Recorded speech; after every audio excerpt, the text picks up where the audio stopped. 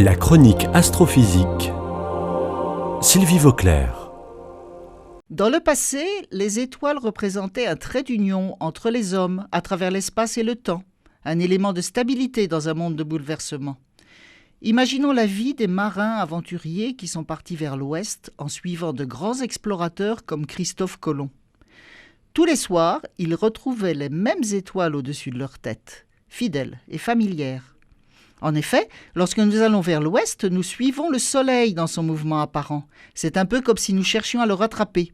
Le jour semble s'étirer et le soleil se couche plus tard. C'est le décalage horaire, bien connu des voyageurs. Le soleil se couche sur la côte est des États-Unis environ 6 heures plus tard qu'en Europe. Mais c'est pareil pour les étoiles. Comme le soleil, elles se lèvent et se couchent à New York 6 heures plus tard qu'à Paris.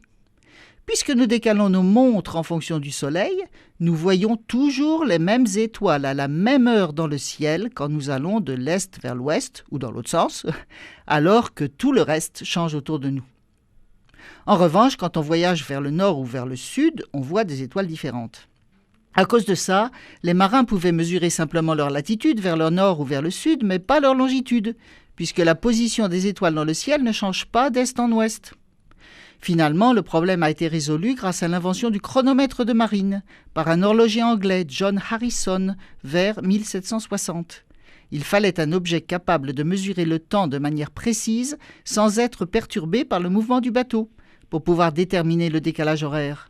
C'est l'ancêtre de la montre.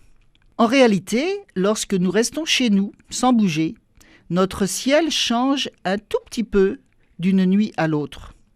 Le temps nécessaire à la Terre pour faire un tour complet sur elle-même, c'est ce qu'on appelle le jour sidéral. Mais elle a besoin d'un tout petit peu plus de temps pour se retrouver exactement dans la même position par rapport au Soleil, en raison de son déplacement sur son orbite. On appelle ça le jour solaire. La différence entre le jour sidéral et le jour solaire est d'environ 4 minutes. À cause de cela, le ciel d'été est bien différent du ciel d'hiver. On n'y voit pas les mêmes étoiles à la même heure. La constellation d'Orion, par exemple, visible le soir en hiver, se lève au petit matin en été. Cette différence est due au décalage entre le temps sidéral et le temps solaire.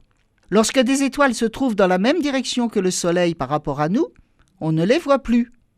Les constellations qui disparaissent ainsi derrière le Soleil au cours de l'année forment le zodiaque. Mais attention, le zodiaque réel n'est pas celui des horoscopes. Les périodes données dans les horoscopes correspondent au zodiaque d'il y a 4000 ans. Et ce n'est plus du tout la même chose maintenant.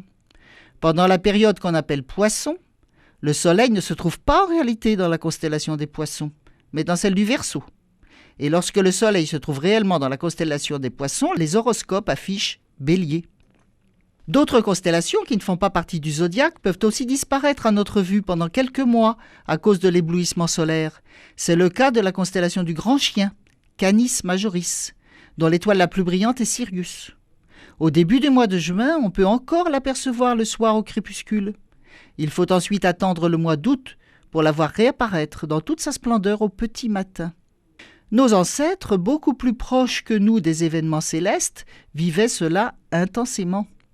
On célébrait la réapparition de l'étoile par de grandes fêtes à l'époque de la chaleur d'été. Et comme il s'agissait du chien, Canis, c'est devenu la canicule.